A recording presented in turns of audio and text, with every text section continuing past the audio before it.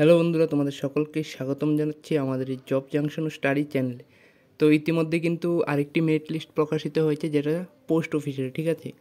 ত্রিপুরা থেকে যারা যারা অ্যাপ্লাই করেছিল এখানে জিডিএস এবং এবিপিএমের পোস্টটির জন্য, তাদের সকলের জন্য গুড নিউজ রয়েছে।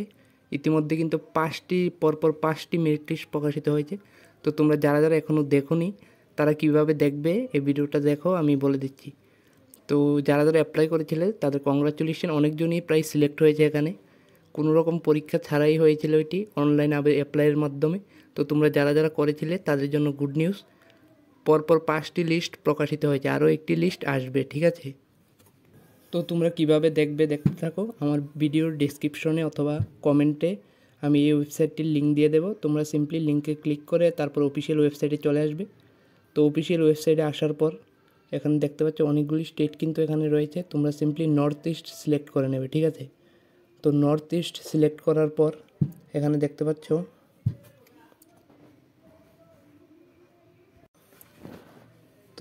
এখানে নর্থ ইস্ট সিলেক্ট করার পর তারপর বাঁদিকে দেখতে পাচ্ছ এখানে সবগুলি লিস্ট কিন্তু এখানে চলে আসবে, ঠিক আছে। তারপর তোমরা এখানে ক্লিক করে আগের মতো নর্থ ইস্ট সিলেক্ট করে নেবে। নর্থ ইস্ট সিলেক্ট করার পর তারপর তোমরা দেখতে পাচ্ছ এখানে পরপর পাঁচটি লিস্ট কিন্তু প্রকাশিত হয়েছে, আরও একটি লিস্ট প্রকাশিত হবে। তো যারা যারা অ্যাপ্লাই করেছিলে তাদের নাম আছে কি না সবগুলি লিস্ট তোমরা সিম্পলি ক্লিক করে ডাউনলোড করে তারপর তোমাদের নাম দেখতে পারবে। তো সিম্পলি যারা যারা দেখবে তারা এখানে চলে আসবে। চলে আসার পর সিম্পলি এখানে লিস্টে ক্লিক করে দেবে, 5 নম্বর লিস্টেই ক্লিক করবে। তারপর দেখতে পাচ্ছ ডাউনলোড করতে পারবে এখান থেকে। তো সিম্পলি ডাউনলোড করে নেবে, ঠিক আছে। তারপর ডাউনলোড করে তোমরা দেখতে পারবে যে তোমাদের নাম এখানে এসেছে কি না, ঠিক আছে।